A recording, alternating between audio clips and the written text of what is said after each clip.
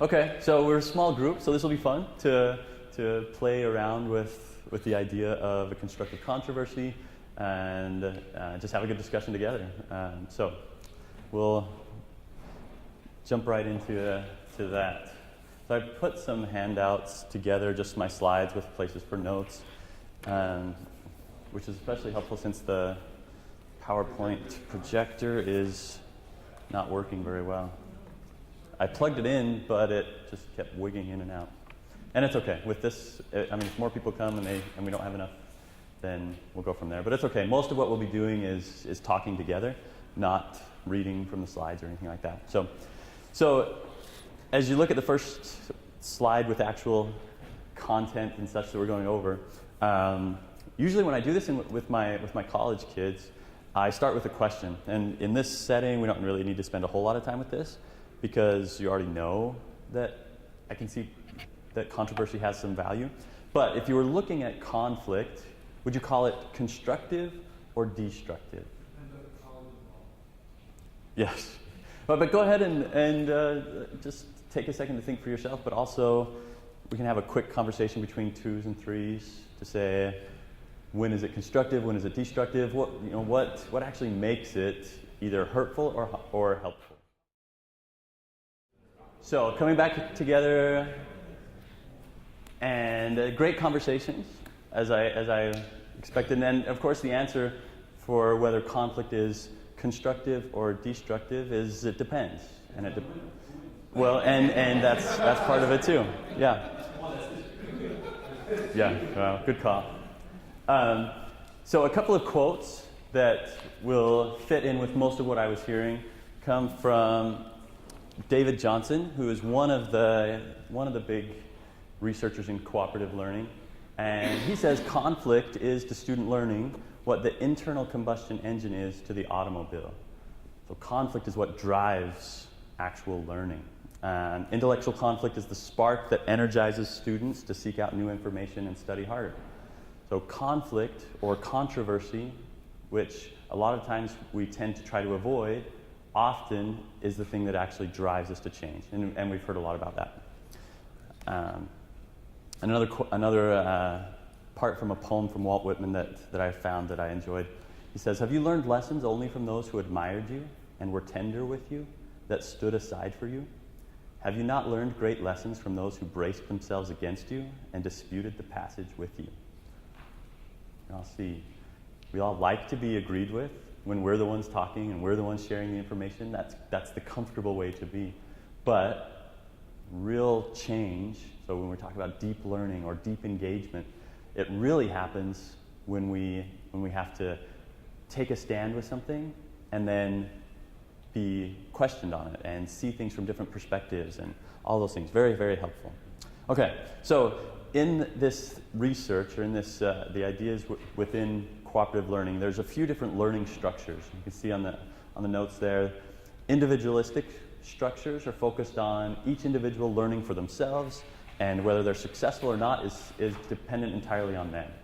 So individual structures happen quite often in schools. Certainly a lot of what we ask students to do, they're on their own to be able to learn.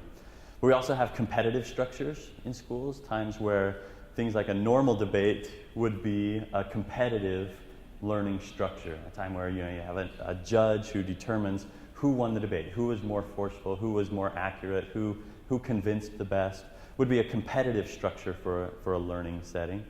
And then a cooperative structure seeks concurrence, where it's not that you seek to just agree with each other or give and take, but actually decide together what's the best possible solution to a problem. Okay? So that leads us to this idea of a constructive controversy, which Johnson and Johnson are the researchers that have been doing this, and they've actually been teaching people and helping people to do constructive controversies for 40 years. But it's still not widely used in regular classrooms. So hopefully this hour that we have together will give you a chance to see what could it look like in my classroom. What could I do to use this? And there's lots of flexibility within it. But so one way to promote deep learning is to make a learner defend conclusions. And that's the first step of a constructive controversy. But then you also have to hear and seriously consider opposite points of view. And basic stuff there. Academic controversies need to be raised as interesting problems to be solved as opposed to win-lose situations. And that fits well with what, Christian, you were talking about, or PBL kind of fits that in some ways too, right? Like you set up interesting problems and then let people go at it. But we still keep some of the feel of a debate in a constructive controversy as opposed to individual work that you do. Okay? When you're doing a constructive controversy, it's important to teach the participants that you can be critical of ideas, not people. That's the cooperative way, that we can look for the best possible situation and best solution to any problem, but we do that by critiquing ideas, not personal attacks. Okay? And the overall objective of a constructive controversy is to gain a better understanding of all the options in order to reach the best decision possible together, okay? As opposed to win or lose by making your points the best. Okay, so today, as a controversy, there's lots of different things that we could talk about in education, but I thought one that might be fun in this setting would be grades. So grading is something that's been around for forever, right? Different ways of grading. And there's some good things about grades, but there's also some negative consequences that come through grading. And so the question that I want you to consider is, are grades helpful or harmful to learning in school? Okay, so that's going to be our controversy. That's what we're going to discuss. But, no. All right, so the way that this starts, now here's where some of the flexibility comes in. For our purpose today, I'm only going to be able to give you about 10 minutes to work in a small group to come up with the best possible reasons for your side or the other. So this side, I'm going to say you need to argue for grades. That grades are helpful to learning. Okay, so you're going to come up with, together, the four of you are going to talk about why are grades helpful, what's their purpose that actually is useful, and you're going to give the best possible reasons for keeping grades as an important part of education. Okay, so grades are helpful is your side. Then this side, you're going to be saying that grades are not helpful, that they're harmful, and that there's better things that we could do instead of grading. Okay? Now, I could give you, if this were a class and you had a lot of time and it was a key issue, you could give a group an hour to talk about it, and you could give them readings that would focus their attention and give them background. But because we only have about 10 minutes for you to work together, I'm just going to let you go with your own experiences and your own thoughts. Okay? But if I were doing this in a class, I would give specific reading beforehand on both sides of the debate, and you can take that as long as you want to in terms of how much preparation time you want to give, but I'm only going to give you 10 minutes. Okay? Now, one of the key things that happens in a constructive controversy then is that as you prepare together, you're cooperatively working together to get your best possible answer on both sides, but then what you're going to do is I'm going to split you up into individual pairs. So the debate will not be between this group and this group. I'll put you one-on-one with another person from the other group and then give you specific time to be able to share your points, and create the debate that way. Okay? So you're going to be one-on-one with someone from the other side in the debate. Okay? No winning or losing. Right. Okay? So now you've got this 10-minute time period to talk together, to discuss. I'll come to both groups, help clarify anything that you want. But you should have plenty of things on both sides, and then we'll move to the next step once the 10 minutes are up. Let's stop there. Now there's plenty of things we could keep discussing, but I think it will probably be most comfortable if we put the two students together as a pair that hierarchy might make you feel uncomfortable. So we'll put the two of you together as a pair, okay? And then let's do Kali with Josh. Okay? Brad, I was going to say Brian, but Brian's over here. So we'll do Brian and Brad. And then finish it off, okay? So now, during this time in the constructive controversy, no physical contact unless it's a nice pat on the shoulder. Okay? So there are some really important parts of this section of a constructive controversy that make it different from just a regular debate. Okay? So you get 2 minutes to share your key points that you had as a group. We're going to start with the ones for grades, the benefits of grades. You get 2 minutes to share your key points. The other person at this point needs to just listen carefully, and you can make notes, anything like that, but you can't interrupt. Okay? Then, after that 2 minutes is up, the opposite side gets 45 seconds to repeat key points that they heard and ask any clarifying questions, but no rebuttals at this point. No casting doubt or anything like that. Just clarifying questions and repeating what you heard to make sure that you got what they meant. Okay? So, no, not yet. That'll come later. Okay, so then we'll switch, and then the other side gets 2 minutes, and then the 45-second question period. Okay? So everybody that's for grades, I'm going to time you and tell you when to stop. Okay? Ready? Go.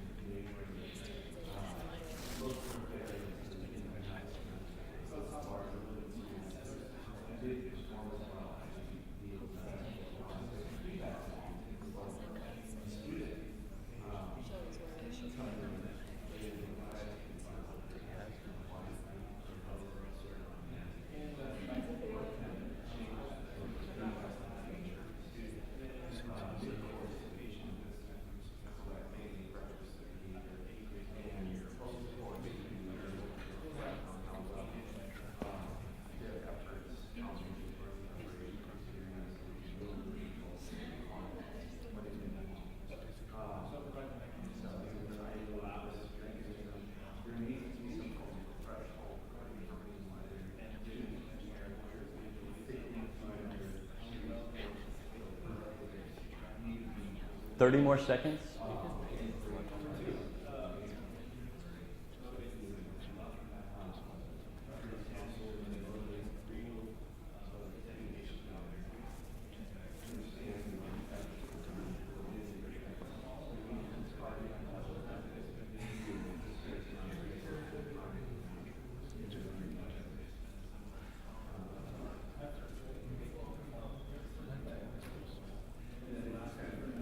Okay, and stop.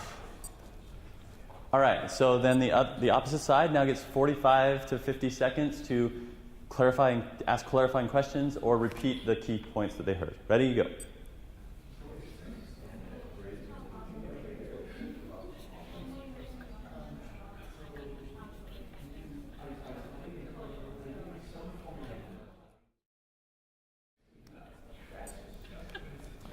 All right.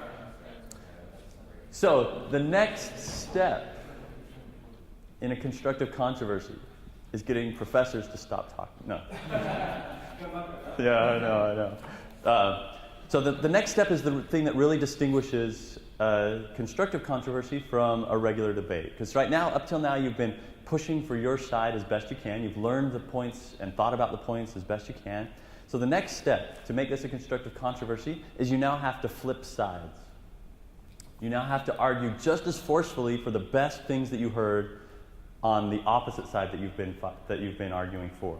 So you get 1 minute each to now argue for the best things that you heard, the things that you really believe now, just as forcefully as you can on the opposite side of what you have been arguing.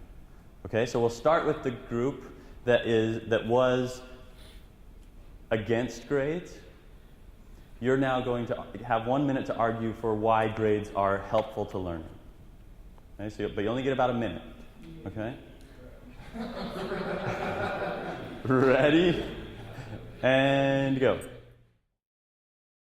Stop there. Okay. Now the final thing that you do in a constructive controversy is to now drop all advocacy, and together, jointly, this is in a class, what I would do is these pairs of my students then have to create a paragraph or a bullet point list of together what they feel is truly the best answer to the problem. Yes?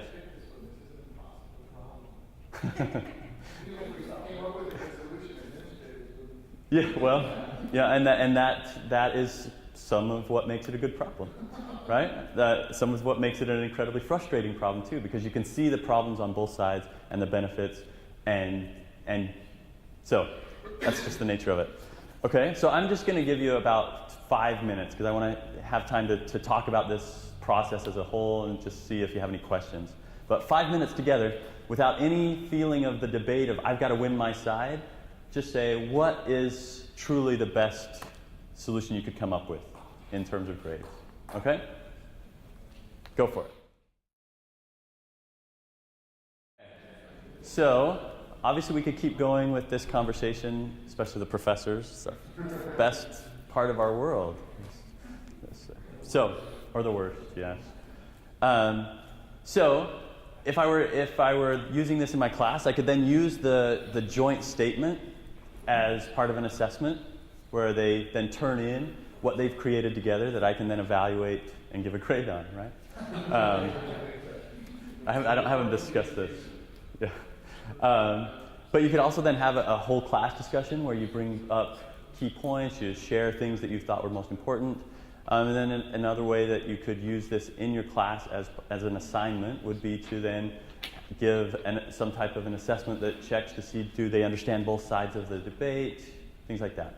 Question? Brad? So, this comes up a lot. Grading or...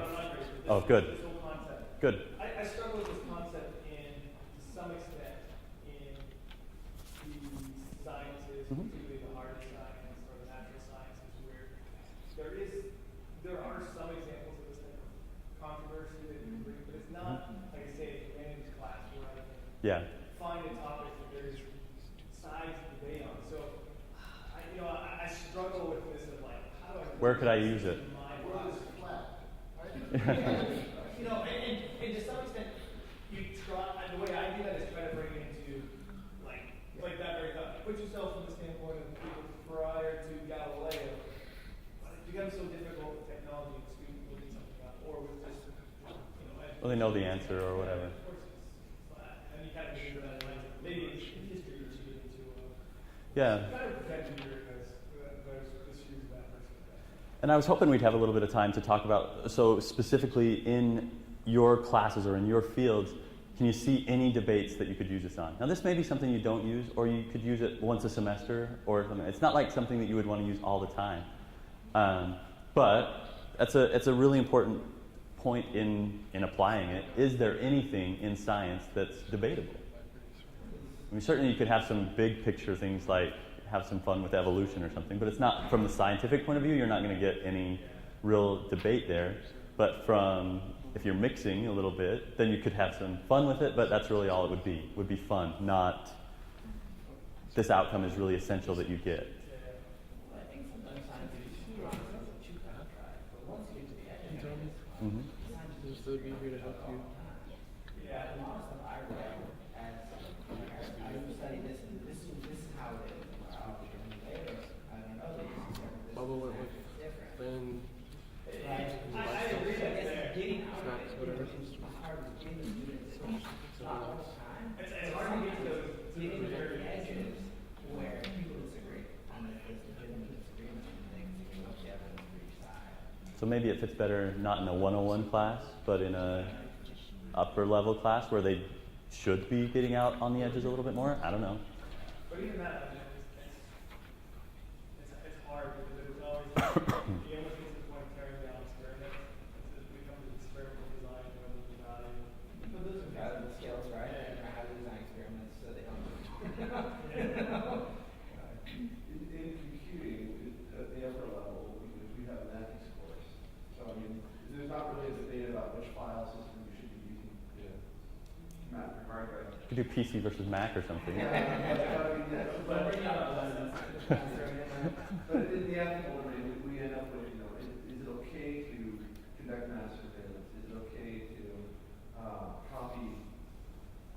copyrighted movies and share them with everybody in the class? And is it okay to do these types of things? Can we respect the privacy or what happens? Or who's responsible? Good. When the system Yeah. fails? So there's some scientific options. discipline, but there are debatable questions that come out of the application. Yeah. And another thing I thought about in terms of that could fit a little bit in science would be like ethical research.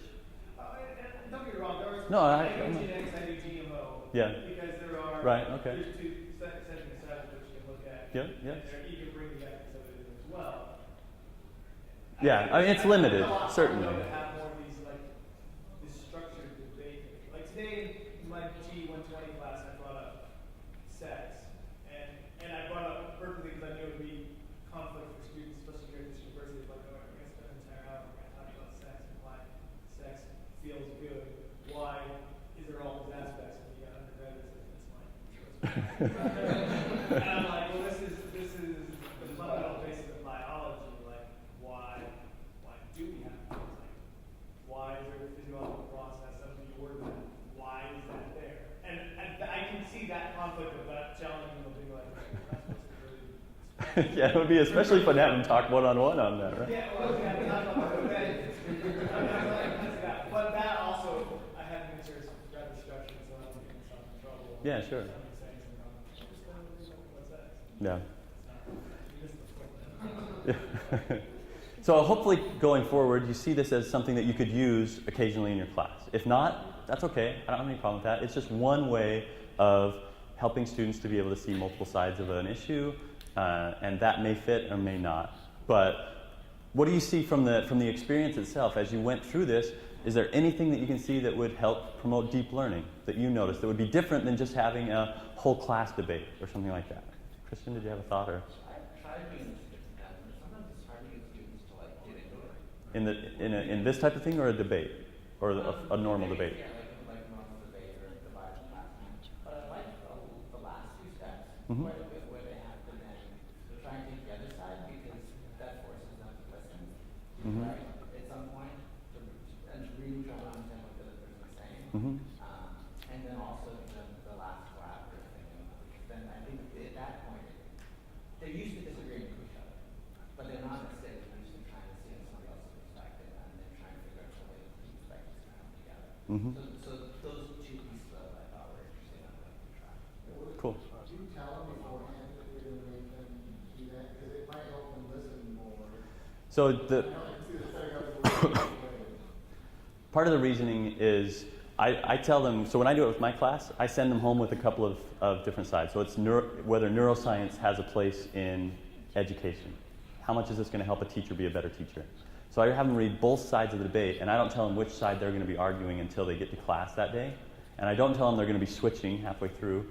The biggest thing that helps them listen is when I tell them, okay, in that 45 seconds to a minute, you're going to need to restate what you heard them say.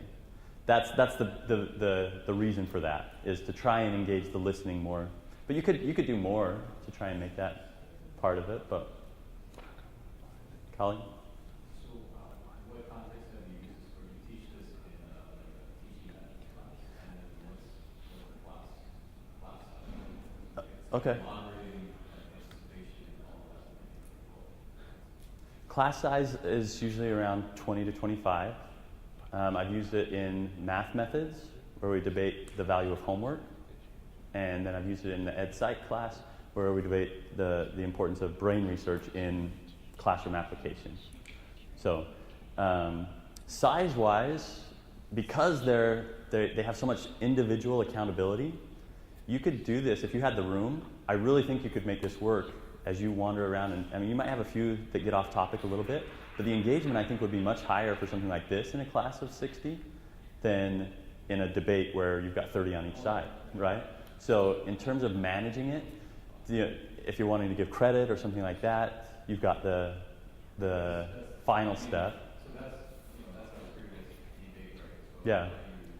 How do you assess whether they really learned?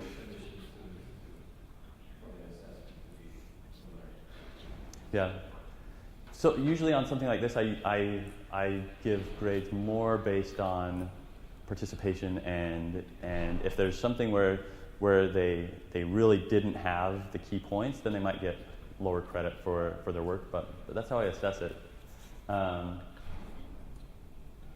But my advisor said that he would use these types of things even in a class of 200 or 300 students at University of Minnesota, but he always had teaching assistants as well. So he would, but that's what he would use his teaching assistants for, is, okay, we're going to have this type of debate, we're going to do something where you're going to be in small groups, and each of his assistants would then have a responsibility to be in a different part of the room, and he said he could make it work regardless of the size of the class. And there's other little ways that you can do this type of thing, just quick, turn to your neighbor and...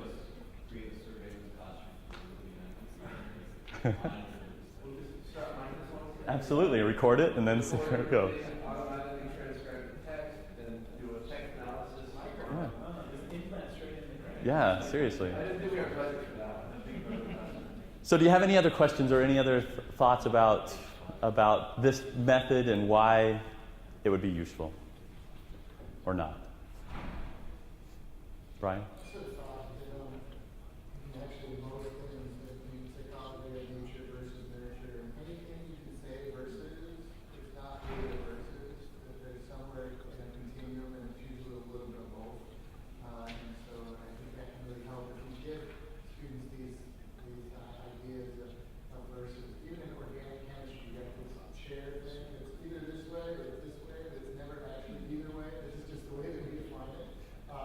There's plenty of ways, things you can look at that versus could be turned into an and I think that this process would help people to understand that we're going from this or this to this and this and kind of To the concurrence as the goal instead of... No. One is the winner. You must know which one is on the higher. Well, you got to try and avoid that, but it's totally human nature, right? And if anybody came up with the right solution for grades, feel free to pass it on, and we'll go from there.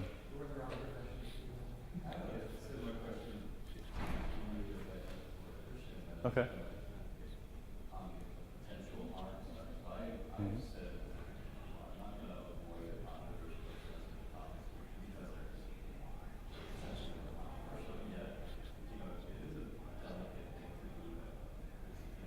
Mm-hmm. Yeah.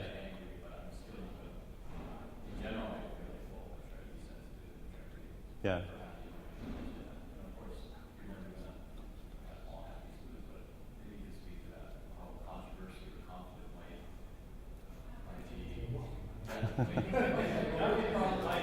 So.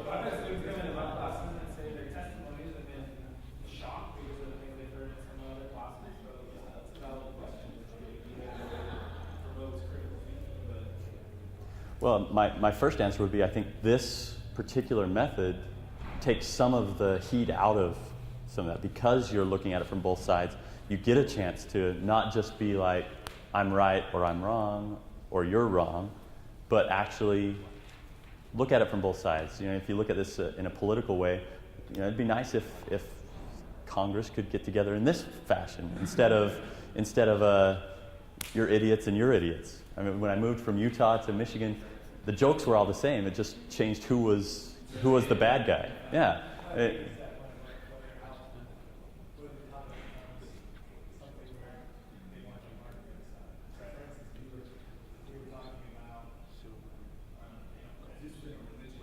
Mm-hmm. Anti-Mormon stuff. Yeah. Some of it's just.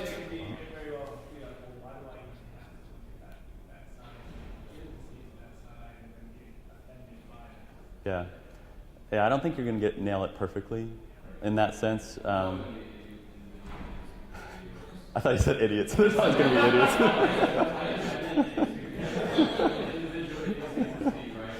Yeah.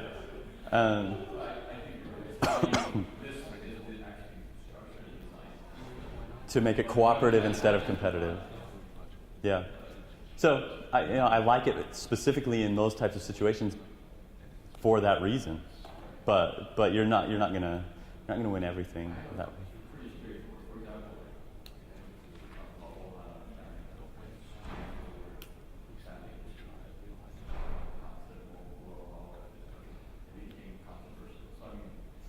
sometimes it's surprising what's going to be controversial. Yeah, and as you try it once in a semester, the next semester you can maybe tweak it a little bit and make it a little so that it still creates the controversy, but not in a way that, well, I don't know.